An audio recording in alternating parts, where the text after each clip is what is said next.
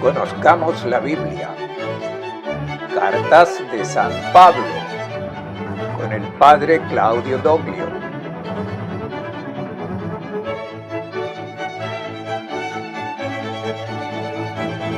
Carta a los Romanos, segunda parte.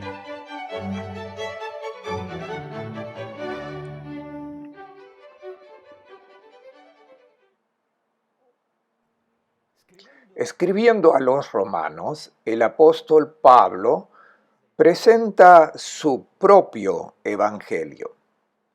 Quiere decir que quiere proponer y explicar su visión evangélica.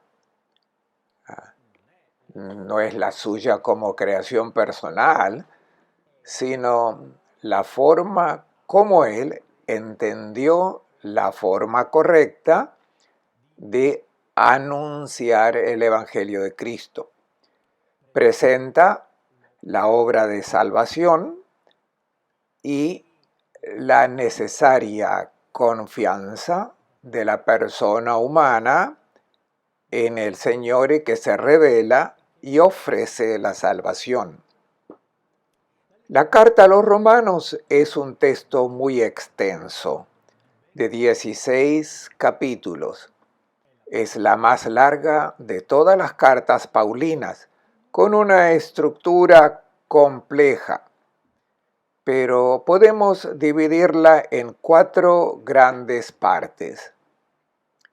La primera parte, tras la habitual introducción de saludos, de los buenos deseos y la proposición del tema principal que se va a tratar, incluye el tratamiento de la humanidad bajo el pecado.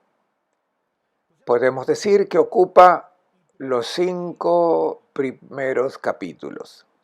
Del 1 al 5, el apóstol centra su atención en la humanidad, en todos los hombres indistintamente, en la condición de la humanidad, que es incapaz de alcanzar la salvación con sus propias fuerzas.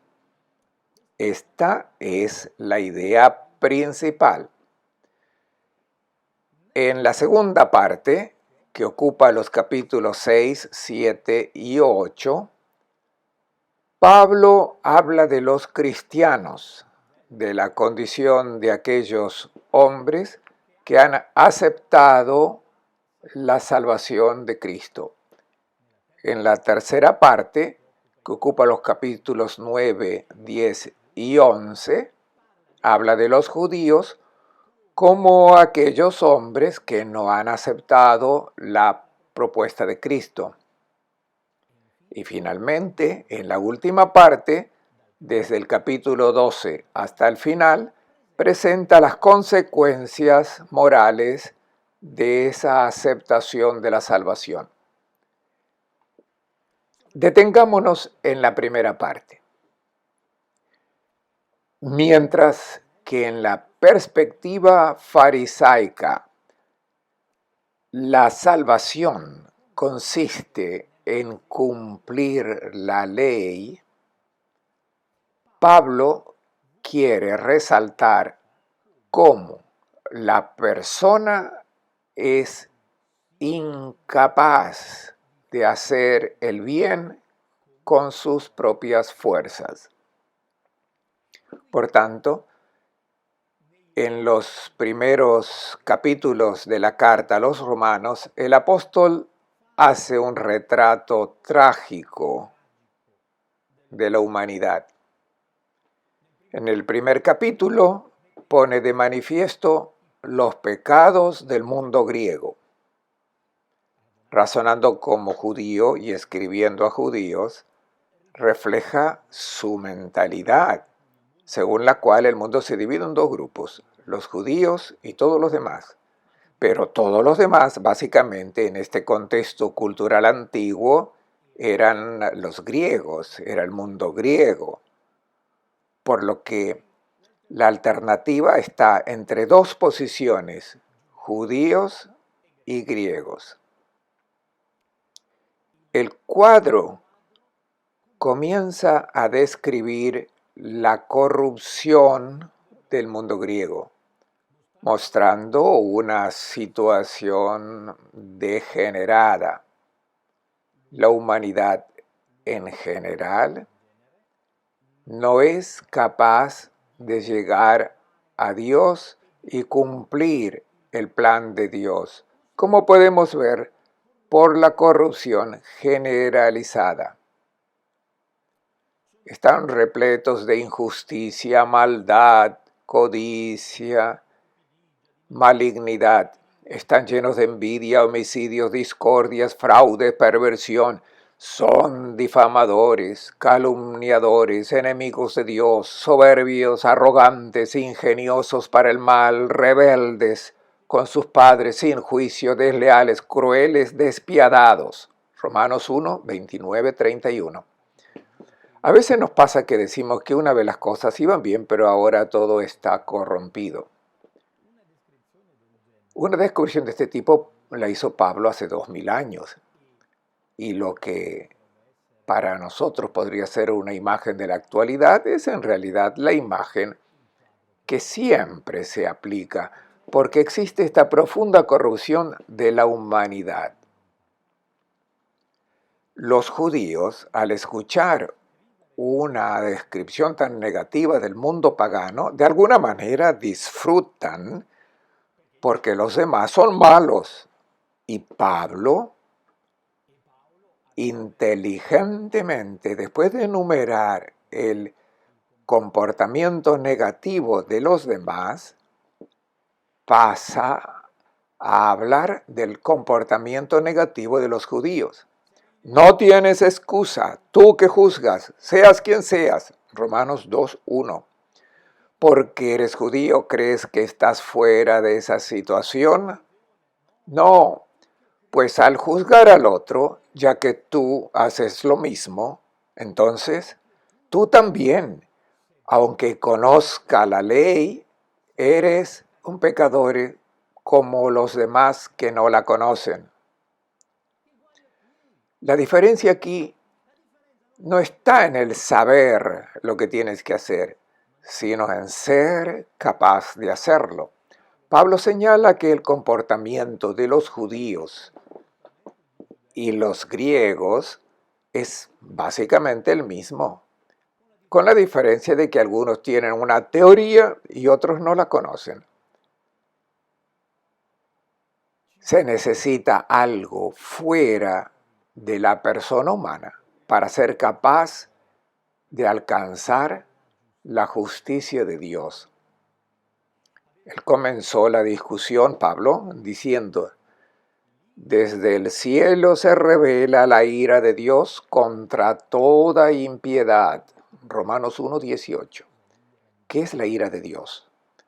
Es un concepto difícil para nuestro lenguaje. No podemos simplemente imaginar qué significa la furia de Dios, la rabia de Dios, como si Dios perdiera la paciencia. Es un lenguaje de tipo apocalíptico que quiere presentar la ruptura de la relación. La ira de Dios evoca una situación de enemistad. Piensen en la condición que se da en tu vida, por ejemplo, con respecto a una persona con la que no te llevas bien, con la que has roto relaciones por alguna razón y no se ven más, no sabes qué decir, no quieres decir nada. Hay una separación. Hay malas relaciones entre ustedes, no hay comunión y comunicación. Esta es una condición que Pablo define como ira. Por lo tanto, la ira de Dios que se manifiesta es la condición de ruptura de relaciones. La humanidad en general no se llevan bien con Dios. No hay comunión, no hay encuentro y no es posible. Ni siquiera los que conocen la teoría de la ley son capaces de llevarse bien porque hay algo que impide esta buena relación. Pablo concluye este primer repaso negativo, la parte destructiva de su propuesta, con una antología de frases bíblicas. Lo hace a propósito, tomando frases del Antiguo Testamento que ponen de manifiesto cómo no hay nadie que haga el bien. Dice, no hay quien haga el bien, ni uno solo. No hay uno honrado, ni un sensato que busque a Dios. Todos se han extraviado y pervertido. No hay nadie quien haga el bien, ni uno solo. Romanos 3, 10, 12.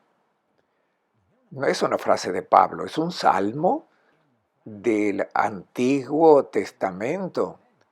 Y el apóstol concluye: ahora bien, las exigencias de la ley se dirigen a los súbditos de la ley. Romanos 3:19. Por tanto, si un texto revelado dice que no hay ni siquiera uno que haga el bien, y lo dice de los judíos, en el sentido de que ni siquiera ellos hacen el bien, ni siquiera ellos que conocen la teoría la ponen en práctica. De modo que, y dice, y así a todos se les tapa la boca y el mundo entero queda sometido al juicio de Dios. No hay alternativa. Frente a Dios, todos, realmente todos, son culpables. Tienen que cerrar la boca y callar. No hay posibilidad de salvación personal. Nadie puede decir, me salvo yo mismo. Lo puedo hacer con mis propias fuerzas. Después de esta parte destructiva, el apóstol parece decir, somos unos miserables, desesperados, no tenemos perspectiva. Es aquí donde se coloca el evangelio, la buena noticia. Dice, pero ahora independientemente de la ley, aunque atestiguada por la ley y los profetas, se da a conocer la justicia de Dios que salva. Romanos 3:21. Lo contrario de la ira de Dios es la justicia de Dios. Tomemos nuevamente la imagen anterior. A una mala relación se contrapone una buena relación. Imagina la relación que tienes con un amigo con el que te sientes bien, al que quieres, con el que siempre sabes qué decir, cuya compañía te agrada, porque estás en sintonía con esa persona. Esa es una buena relación. Intenta contrastar concretamente la relación que tienes con alguien que no aguantas. Es una mala relación, y una buena relación con otra persona a la que quieres. Esta relación buena de amistad es lo que Pablo llama la justicia de Dios. La justicia de Dios se revela independientemente de la ley. Es decir, no es un efecto de la ley. No es que por conocer las reglas me convierta en amigo de Dios. Esa amistad, esa unión personal profunda y afectuosa, no nace de observar las reglas, porque puedo observar externamente todos los dictados de las reglas y no estar unido en mi corazón al Señor en verdadera amistad. Con mis propias fuerzas no lo puedo hacer y nadie puede hacerlo por su propia fuerza. La justicia de Dios se revela independientemente de la ley y sin embargo es atestiguada por la ley y los profetas, es decir, por el Antiguo Testamento. La revelación de Dios había hablado de esto. La justicia de Dios se revela a través de la fe de Jesucristo, válida sin distinción para cuantos creen. Romanos 3, 21, 22. La fe de Cristo es el eje que determina el punto de inflexión de la situación humana. ¿Qué queremos decir con la fe de Cristo? No es el hecho de que Jesús creyera en Dios, sino que es su actitud de confianza, pero sobre todo según la mentalidad judía, para quienes la fe es fundamento, la fe de Cristo es el fundamento constituido en la persona de Jesús. Jesús es el fundamento, es la roca sobre la que se puede construir. Él es la persona sólida. Él tiene una buena relación con Dios. Solo hay un hombre con una buena relación con Dios, el hombre Jesús. Él es la piedra fundacional.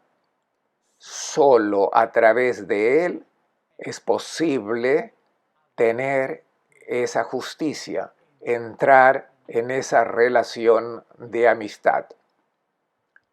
No hay distinción, lo repite y lo vuelve a repetir.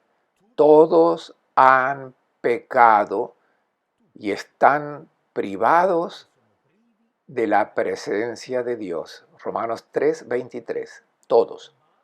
Pero todos son justificados gratuitamente a través de su gracia, es decir,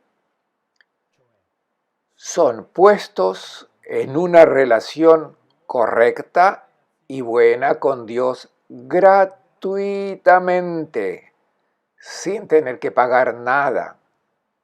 No han comprado la justicia, la han obtenido gratuitamente a causa de la gracia que es el amor misericordioso de Dios. Se llama gracia porque se da gratuitamente, no porque se pague. No se obtiene la gracia si se es bueno.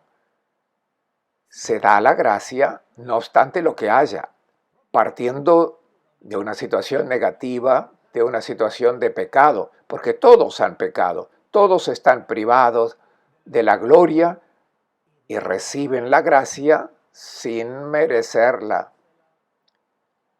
Por lo tanto, gratuitamente. Pero la gracia es la buena relación con Dios.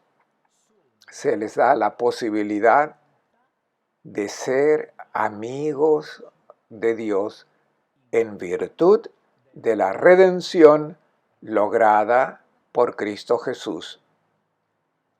Existe una redención, un rescate que ha realizado Cristo. Dios lo destinó a ser con su sangre instrumento de expiación para los que creen. Dios manifiesta así su justicia, Romanos 3:25. La terminología es compleja, se refiere a una situación litúrgica que el pueblo del judaísmo antiguo entendían muy bien y que en cambio nosotros tenemos dificultad para entenderla. El instrumento de expiación en griego hilasterion, indica la cobertura del arca. Es un objeto sagrado que estaba en el templo de Jerusalén, dentro del Santo de los Santos, y era el objeto donde se derramaba sangre el día de Yom Kippur para pedir a Dios el perdón de los pecados. Pablo ha madurado una comprensión diferente. Aquel objeto sagrado dentro del santuario de Jerusalén era solo una señal, una figura que debía preparar algo más grande y verdadero. Es Jesús en persona, el propiciatorio. O sea, es la persona de Jesús la que hace propicio a Dios, que pone en buena relación a toda persona con Dios. Y Jesucristo consiguió esta relación en vigor por el don de su sangre, por el don de su vida, por su participación total en nuestra experiencia humana. Con el sacrificio de sí mismo nos redimió, nos liberó de nuestra impotencia, de nuestra incapacidad para entrar en comunión con Dios. Este es el punto cardinal de la teología paulina y se convierte en el punto cardinal de la fe cristiana. La salvación es por gracia, es un don gratuito de Dios. Nadie la merece, todos pueden recibirla. En el capítulo 4, Pablo da un ejemplo de la historia de Israel y habla de la patriarca Abraham, el padre del pueblo, y destaca cómo los escritos bíblicos exaltan la fe de Abraham. Abraham se convirtió en nuestro padre en virtud de su fe. Tuvo un hijo cuando era viejo porque confió en Dios. ¿Por qué se dio esta buena relación entre Abraham y Dios? Abraham es presentado como el amigo de Dios porque confió en Dios. La ley no existía todavía. Abraham vivió antes que Moisés. Abraham no observa esas reglas legales. Es el amigo de Dios porque confiaba en él. Pero yendo más atrás, Pablo llega al origen. Y en el capítulo 5 habla de Adán, el hombre por excelencia, que es el modelo original del hombre. Y es en este importante capítulo 5 donde Pablo trata el tema que los teólogos han esquematizado después como la doctrina del pecado original. Es decir, significa que hay una condición universal, impotencia. Pablo contrasta a Adán y a Cristo como dos modelos de humanidad y después de anunciar el cumplimiento en Cristo, después de decir que Cristo es el verdadero y auténtico hombre porque es capaz de una buena relación con Dios, muestra cómo en cambio Adán, el hombre, no tenía una buena relación con Dios. Por el contrario, estaba en una situación de ruptura definitiva. Contrasta dos situaciones y formula lo que luego se convierte en el dogma del pecado original. Leo en el versículo 18. Así pues, como por el delito de uno se extiende la condena a toda la humanidad, así por el acto de justicia de uno solo se extiende a todos los hombres la sentencia que conceda la vida. Se dice que la desobediencia de uno solo ha arruinado a todos, y ahora se añade que la obediencia de uno solo justifica a todos. La condición universal de la humanidad es la impotencia. No puede entrar en relación con Dios. No puede ser amigo de Dios. Es solo la obra de Jesucristo que llena esta impotencia, regalando la capacidad de una buena relación de amistad y justicia, como dice Pablo. Por la desobediencia de uno solo, Adán, todos han sido hechos pecadores. Romanos 5:12. Todos han pecado, todos son hechos pecadores. Y pecadores no significa culpable de algo, sino incapaces, deficientes. Lo que llamamos pecado original, más que una mancha, es un agujero, es un desgarro, es una brecha, algo que no puedo solucionarlo. En virtud de esa desobediencia, sigo siendo desobediente. Pero aquí está lo contrario. Por la obediencia de uno solo, Jesucristo, todos resultarán justos. Romanos 5:19. Así como todos llevan el pecado de Adán, todos llevarán la justicia de Cristo. Tienen esta oportunidad. Pablo quiere decir que si una persona está en una buena relación con Dios, no es por sus propios méritos, sino por la gracia de Cristo. Aunque no conozca a Cristo, una persona que está en una buena relación con Dios, está en una buena relación con Dios gracias a Jesucristo.